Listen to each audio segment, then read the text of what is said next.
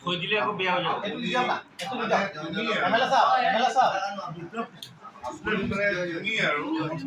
আমালোকৰ পৰা হৈ যাব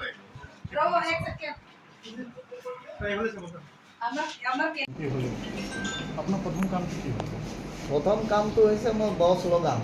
প্ৰত্যেক বছৰ 1 লাখকৈ মই গছ লগাম। 5 বছৰে 5 লাখ গছ লগাম। তাৰপিছত মানে আমাৰ ৱাটাৰ টেবল ৱাটাৰ স্কেৰচিটিটো বেছি আছে। যিমানখিনি কেচমেণ্ট এৰিয়া আছে সেই কেচমেণ্ট এৰিয়াটো মানে প্ৰটেকশ্যন কৰিব পাৰে। মই সেইটো কাম কৰি যাম 5 বছৰ।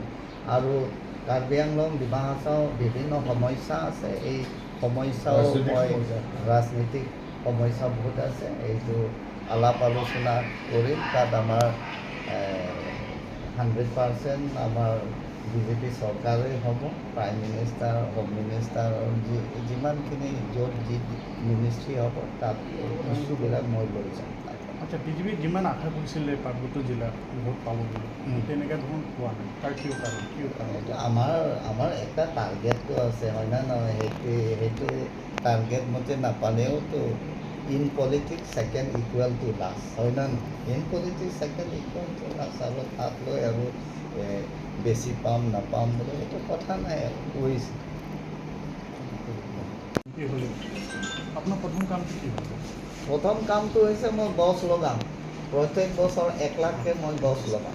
5 বছৰে 5 লাখ গছ লগাম। তাৰপিছত মানে আমাৰ ৱাটাৰ টেবল ৱাটাৰ স্কেৰচিটিটো বেছি আছে। যিমানখিনি কেচমেণ্ট এৰিয়া আছে সেই কেচমেণ্ট এৰিয়াটো মানে প্ৰটেকশ্যন কৰিব পাৰে। মই সেইটো কাম কৰি যাম 5 বছৰ। আৰু কাৰ্বি আংলং ডিমা হাছাও বিভিন্ন সমস্যা আছে। এই সমস্যাও মই ৰাজনীতিক সমস্যা বহুত আছে। এইটো আলাপ আলোচনা কৰিম। তাত আমাৰ 100% আমাৰ বিজেপি চৰকাৰেই হ'ব। প্ৰাইম মিনিষ্টাৰ হোম মিনিষ্টাৰ যিমানখিনি য'ত যি মিনিষ্ট্ৰী হ'ব তাত ইছ্যুবিলাক মই লৈ যাম। আচ্ছা, বিজেপিয়ে যিমান আশা কৰিছিলে পাৰ্বত্য জিলাত ভোট পাব বুলি তেনেকুৱা ধৰণৰ পোৱা নাই। তাৰ কিয় কাৰণ? আমাৰ এটা টাৰ্গেটটো আছে হয় না নহয়? সেইটো টাৰ্গেট মতে নাপালেওতো in politics second equal to last হয় না নহয়? In politics second equal to last. আৰু তাক লৈ আৰু বেছি পাম নাপাম বুলি সেইটো কথা নাই আৰু কৈছে।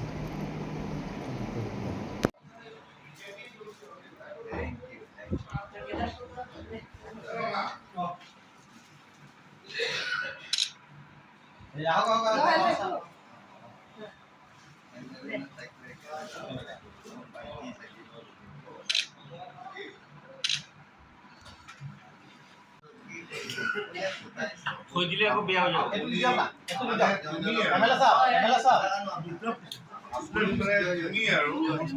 আমালোকৰ পৰা হৈ যাব